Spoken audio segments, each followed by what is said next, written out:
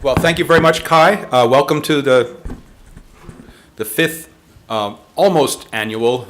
We had a gap in the middle, but this is the fifth annual Translational Medicine Symposium, sponsored by the Entrepreneurial Faculty Scholar program, and that's the founding sponsor for this program, and it was actually came out of a program, University to Medicine to Graduation, U to M to G program, which is a Howard Hughes program, and that's when we first started this back in 2010. And I wanted to acknowledge the other contributors. As Kai mentioned, we have a bunch of co-sponsors. The Center for Medical Innovation is a co-sponsor, along with the Health Sciences, VP for Health Sciences is co-sponsoring this. The Letsou Studios is providing a lot of logistics support for the production of all the documents and the food that you have. And actually what's important is that this is part of an ecosystem. The ecosystem is represented by, an innovation ecosystem is represented by stakeholders. This is a unique campus in having an innovation ecosystem that has stakeholder representation rather than groups trying to grab each part of the pie for themselves and dividing up a pie and saying, no, that's my piece. Here the goal is, with this ecosystem, is to try to make the pie bigger and make sure that everybody that's in this ecosystem, whether it's the technology venture commercialization people, the Letsou Entrepreneur Institute, Entrepreneurial Faculty Scholars, the Center for Medical Innovation, Center for Engineering Innovation, we have a corporate concierge. That position's probably going to be phased out, but then the Vice President for Research's office. All of those are they're equal partners at a table that makes decisions about how to move forward best for commercialization for the whole university, not for one of the stakeholders, but for all of the stakeholders combined. It's a unique ecosystem on this campus, and we should be very proud of it. And it's one that other universities are trying to figure out, how do you do that? And I said, well, it didn't happen easily, but you can get there. Importantly, some of these ecosystem members have presentations or displays around the hallway here. So TVC has a great fold-out thing which actually shows you the ecosystem in full color and pop-out things. Amy and others from TVC are here. There's a TVC booth. There's the Software Development Center, which is co-located in the TVC offices, which is very important if you need code written for your company and you don't have a code writer. These guys will do it for you. These folks will do it for you as part of the TVC service.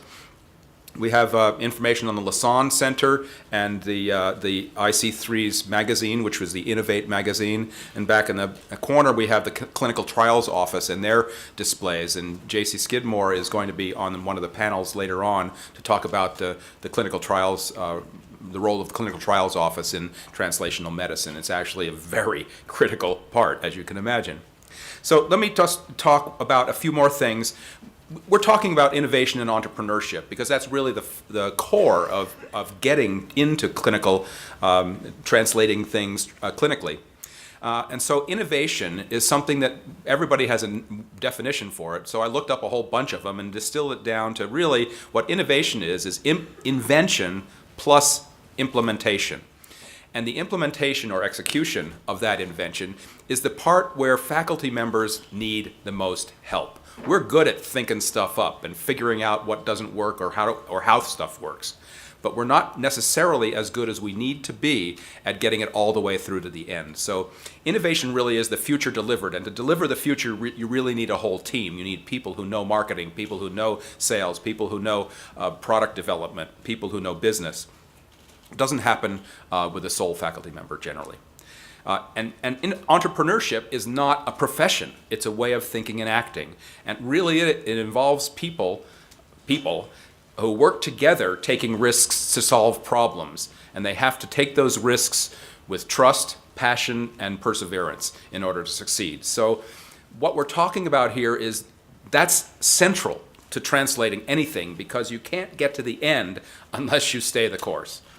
Now, that's also something where we talk about the innovation cycle. Is that just you start with it and you're going to implement it and it's going to work and 100% of everything that you start is a success? No, that's not how it works. If you get 1% or maybe 5% in certain ecosystems, you're lucky. And innovation cycle is really something that is a big topic on this campus, because recently we hired Chris Wasden a couple years ago for the Sorensen Discovery and Innovation Center, and Chris wrote a book with his brother called Tension, the Energy of Innovation. It's kind of in little letters at the bottom there. And this is the innovation cycle, which is the fact that pain, in our case, it's an unmet clinical need from patients. That's real pain in many cases. But the pain is what creates tension. The tension leads to the need to innovate. And then the need to innovate means that you have to implement that, and then that will lead to growth. And eventually things grow to a point where they start failing, or they get too mature, or there's a different pain that shows up, and then the cycle continues. And so this is the cycle that generates innovation and implementation, and also generates failure. And most importantly is to know when you've reached a point where your innovation is going to fail it early, fail it cheaply, and fail it frequently, so that you can get on to the next innovation that may have a better chance of survival. Now, we're talking with a bunch of academic entrepreneurs in this audience in general, people from the business community, people from theater, a couple of representatives from Washington State University Spokane are here to see how we do it in Utah. But all of us are really the students and faculty who are involved with identifying and solving real-world problems. And importantly, we want to take the basic knowledge, we want to create basic knowledge, new knowledge, that's important to our research function, but then we want to apply that in some way to create products as well as the scholarly publications that describe the new knowledge that we've come up with, we and our students. Ultimately, to be able to do the next step, what we're talking about here, translational medicine, you've got to be able to know the business of science. And the business of science is not the research of science or the medicine of science. It's something completely different. It's much more about marketing. It's about the customers. It's about understanding the whole marketplace from beginning to end. And to be able to get to that point is why we started this Translational Medicine Symposium. We started it with the notion that there are two categories of entrepreneurs on any campus. There are students who are entrepreneurial, represented by our Lassonde Institute, and the faculty who are entrepreneurial, represented by all of these other organizations, CMI, CEI, the Entrepreneurial Faculty Scholar Program, etc. And they need to work together. And the faculty are best at teaching. That's what they're here for. That's what we're here for. And we like to teach students, and why not teach them our experiences as entrepreneurs?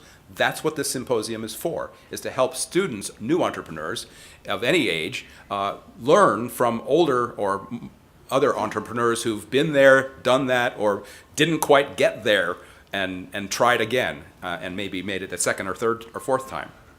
But the challenge with all this at a university setting is to balance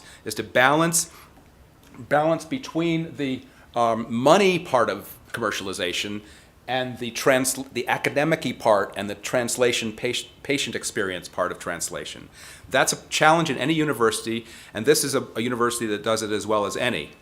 We've also realized at this particular location that bench to bedside is not really the whole story.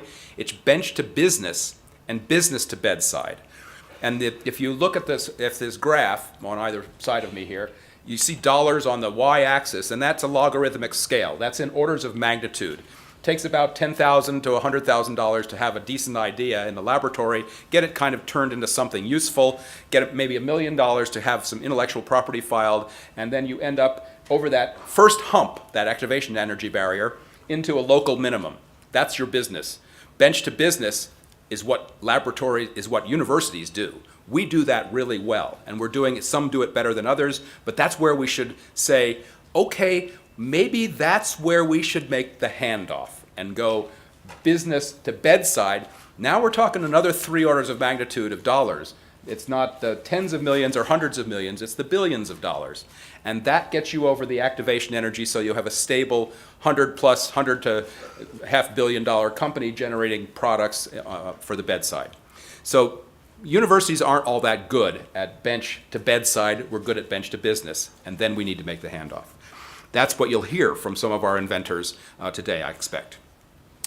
This is a logo that we used for the very first Translational Medicine Symposium in 2010. And the notion for this symposium is that we had to connect everything that was difficult to commercialization to the clinical problem. That's still true. And but the naivete, let's say, of connecting intellectual property and preclinical development, there was no organizational structure to this little sunflower. But it was an important first concept. The one from the last one, the 2014 version, was that clinical translation requires clearing a lot of hurdles to get to the clinic. And in order to do that, the first thing that you need to focus on is solve a problem that needs solving, which is the clinical need. And then make sure you have legitimate and strong intellectual property, a decent preclinical plan, regulatory plan, a business strategy, a financial plan, a product design strategy, and a really robust clinical trial, because so many things fail in the clinical trial stage. And reimbursement, a lot of things get approved and never get marketed because there's not a reimbursement strategy that was integrated into the beginning. So one of the reasons we have these panels, people will talk about, physicians, scientists will talk about their inventions and their experiences, and I'm hoping, many of them will refer to how they had to think about reimbursement right at the beginning when they were starting the company. Who's going to pay for this, and how much are they willing to pay?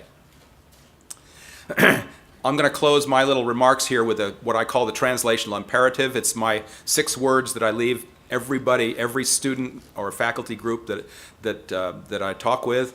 Basically, whatever we do, everything is complex. It's complicated. You've got to embrace that. But if you're going to develop solutions, you've got to engineer flexibility and versatility into the solutions that you're making, because the first solution may not be the one. You may have to tweak it a little bit. So you've got to engineer in from the beginning versatility, but ultimately, when it's a product, you've got to deliver something simple. So engineering, embracing the complexity and engineering versatility, but delivering simplicity is really the key to any translational medicine project.